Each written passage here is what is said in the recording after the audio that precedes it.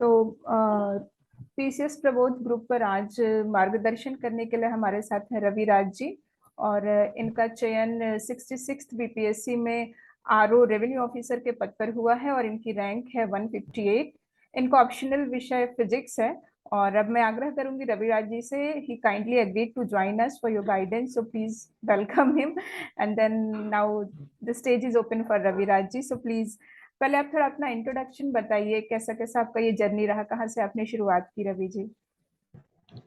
Thank you ma'am. Basically जो मैंने अगर मैं पहले अपने बैकग्राउंड के बारे में बात करूं, मेरा इंजीनियरिंग बैकग्राउंड है। मैंने इलेक्ट्रिकल एंड इलेक्ट्रॉनिक्स इंजीनियरिंग में बीटेक किया है। 2016 में मेरा बीटेक कंप्लीट हुआ था। फिर मैंने जॉब किया था कुछ कुछ दिनों तक। और लॉकडाउन के समय मैंने प्रिपरेशन स्टार्ट किया था बीपीएससी के लिए। मेरा ऑप्शनल फिजिक्स था, क्योंकि थोड़ा फिजिक्स में मेरा बेसिक अच्छा था, इसलिए फिजिक्स में कॉन्फिडेंट लग रहा जी था मुझे, तो मैंने फिजिक्स लिया था। जी जी। और मेरा मीडियम जो है वो इंग्लिश था प्रिपरेशन के लिए। अच्छा, तो आपने जॉब कहाँ की थी रवि जी? मैं टीचिंग सेक्टर में था। अच्छा अच्छा। 11th 12th लेवल पे मैं क्लास लेता था। अच्छा, और आप उनकी स्कूलिंग कहाँ से हुई है? हाँ, मेरा 10th जो है मैंने अपने विलेज से किया है। मैं नालंदा का रहने वाला हूँ। जी। बिहार बोर्ड से ही था बेसिकली 10th, और 12th भी बिहार बोर्ड से ही था। अच्छा अच्छा, तो आपका गृह जिला नालंदा हुआ? हाँ, मेरा गृह जिला अच्छा, नालंदा। मैं नवादा से हूँ। ओके। अच्छा, तो ये आपका कौन सा अटेम्प्ट था बीपीएससी का जिसमें आपको सफलता हाँ, प्राप्त हुई? ये मेरा सेकेंड अटेम्प्ट था। 65th मैंने दिया था, बट उस समय प्रिपरेशन कुछ भी नहीं किया था। जस्ट आके दे दिया था ताकि जी। कुछ पता चले कैसा होता है। हाँ हाँ। लेकिन 66 में मैंने फिर प्रिपरेशन करके लॉकडाउन के समय जब मैं घर पे था, जी। तो अच्छे से दिया अच्छा। और फाइनली सेलेक्ट भी हो गया। हाँ, बहुत बहुत बधाई आपको। तो ये थोड़ा अपनी बीपीएससी प्री के लिए आपने कैसे, क्या क्या टेक्निक अपनाई, क्या स्ट्रेटेजी और क्या अप्रोच रहा आपका? हाँ, जैसे प्री का जब मैंने प्रिपरेशन स्टार्ट किया था, जी तो घटना चक्र का जो बुक है जिसमें पीसीएस के सारे क्वेश्चंस का कलेक्शन होता है सब्जेक्ट वाइज, जी। तो पॉलिटी और हिस्ट्री मैंने पूरा घटना चक्र से कंप्लीट किया था। क्योंकि मेरे पास इतना टाइम नहीं था कि मैं लक्ष्मीकांत जैसे मोटी बुक को पढ़ सकूं। जी। दूसरा, फिर जैसे साइंस के लिए फिजिक्स तो मेरा ठीक था। केमिस्ट्री और बायो के लिए मैंने लूसेंट का बुक लिया था। लूसेंट जनरल नॉलेज का बुक आता है, उसी से मैंने किया था साइंस। और जी। करंट अफेयर्स सबको पता है, दृष्टि का मैगजीन आता है, अ, अच्छा। वो। और एक और मैगजीन आता है, जी। क्या, स्पीडी। इन पी- दोनों को कंबाइन करके मैंने करंट अफेयर्स को तैयार किया। जी, बिहार और स्पेशल मेरा करंट। मानना है कि अगर 4 5 सब्जेक्ट, हाँ, बिहार स्पेशल करंट अफेयर्स जो न्यूज़पेपर्स में आ रहे थे, वो मैं डेली न्यूज़पेपर पढ़ता था बिहार से रिलेटेड, तो मैं अच्छा नोट डाउन कर लेता था वहीं से। अच्छा। एक कलेक्शन बन गया था।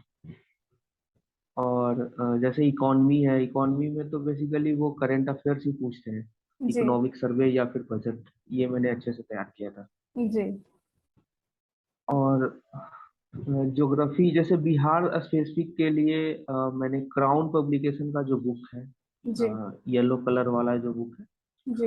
उसका मैंने हिस्ट्री और ज्योग्राफी वहाँ से, उसका बिहार स्पेसिफिक जो है, उसका मैंने शॉर्ट नोट्स बना लिया था चैप्टर वाइज। और उसे बार बार मैंने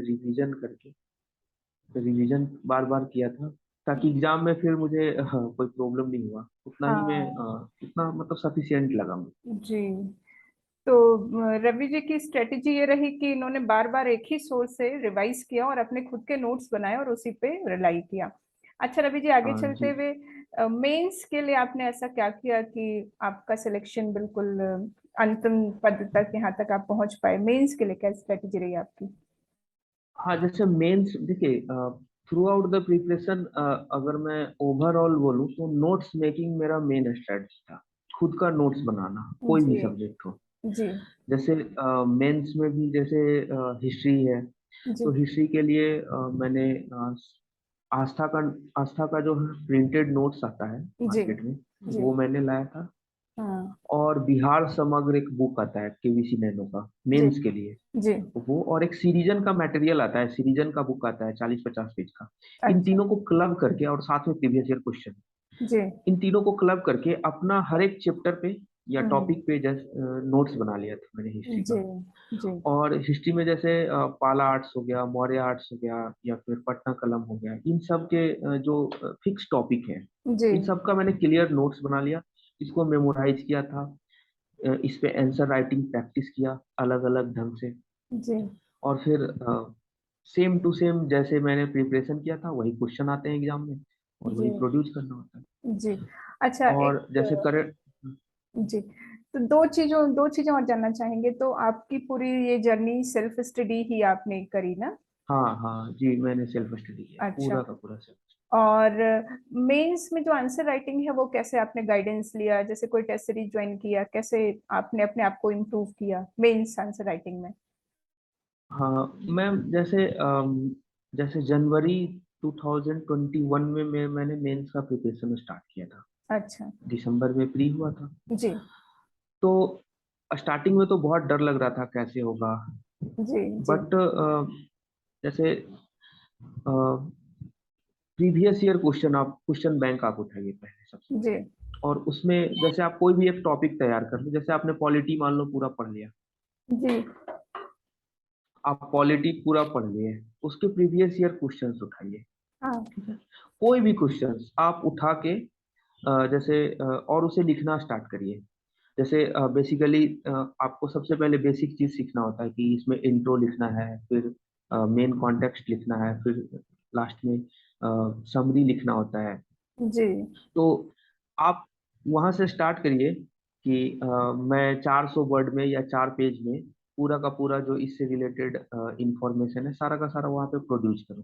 खास हम्म। करके आप ट्राई करिए कि मैं पॉइंट वाइज लिखूं, बीच में फ्लो चार्ट वगैरह आ जाए, जी बार डायग्राम कहीं पे आ जाए, जी। या ग्राफिकल रिप्रेजेंटेशन हो तो और अच्छा हो। तो हाँ ये सब जो हैबिट है ना आंसर राइटिंग का, वो आपसे एक दिन में डेवलप नहीं हो पाएगा। कोई जी चाहता है, मुझे लगता है कि जो अभी जो बच्चे अभी जो प्रिपरेशन कर रहे हैं, या तो वो 67th के लिए कर रहे हैं, 68 के लिए कर रहे हैं, उनको अभी से मिनिमम एक या दो क्वेश्चन डेली प्रैक्टिस करना चाहिए।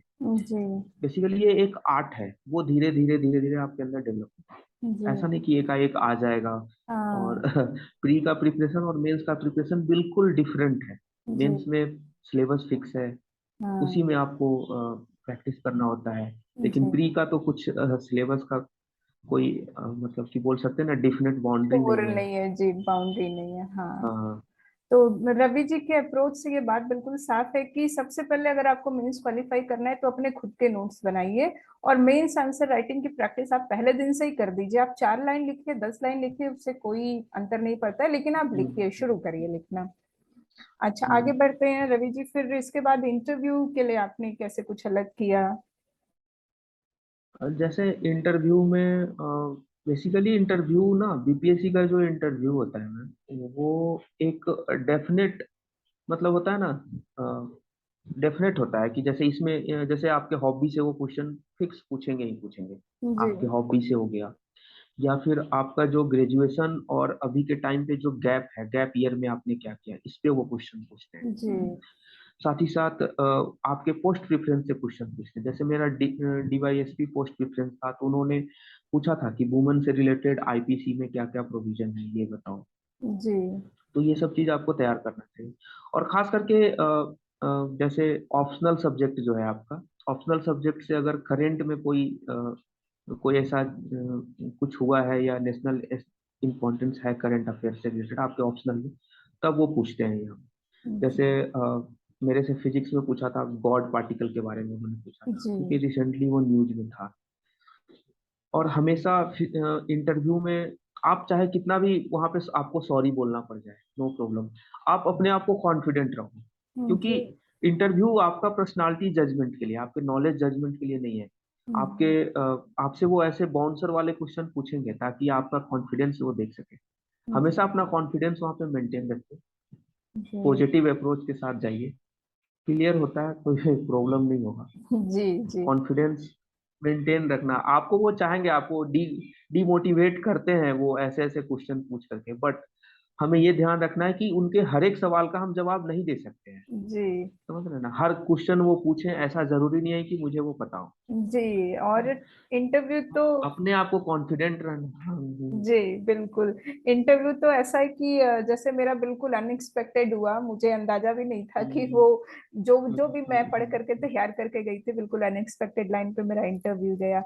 अच्छा रवि जी, आपका ऑप्शनल फिजिक्स है, तो जरा इस पे बताइए कि इसकी तैयारी कैसे की आपने, कहाँ कहाँ से क्या क्या बुक सोर्सेज आपके रहे, क्या स्ट्रेटेजी आपने अपनाई फिजिक्स के लिए?